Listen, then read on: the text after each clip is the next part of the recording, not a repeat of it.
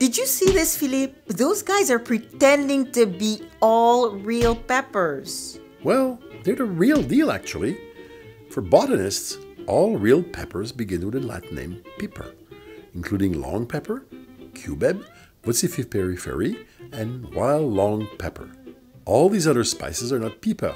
As you can see, there are a lot of different sizes, shapes, and colors in that fake part of the family.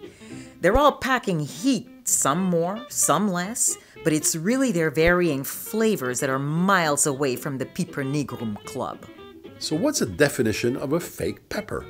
Well, Philippe, what do you see among this lineup of usual suspects? Based on their shape, they look like green, black, red, or white pepper?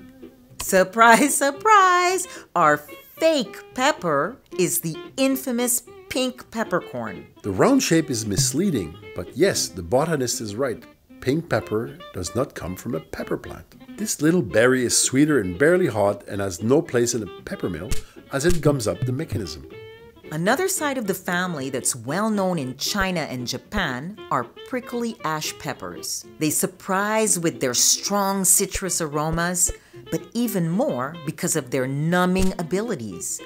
Bite into one of them and you'll feel your tongue and lips slowly becoming numb, which is a great counterpoint against the effects of hot chilies. Some fake peppers come from the same family as cardamom, as in the case of guinea pepper, also called grains of paradise, which actually comes from a big brown pod.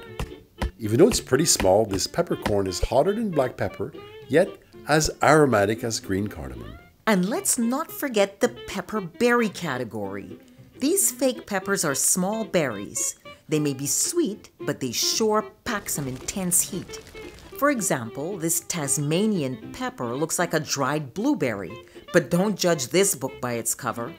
At first it reveals a nice fruity flavor, but really soon you start feeling the heat. So based on a botanical opinion, we can separate a real pepper from a fake one. But when it comes to cooking, you can forget all about that. Yes, the real pepper nigrums are the star of the show in the cooking world, but all other peppers definitely have their place in your kitchen. Using them means adding some heat, but also some woody flavors, earthy tones, and sweet aftertastes. That's why you should choose your pepper like you choose your wine or your friends. They're all good, so just hang out with the ones you love.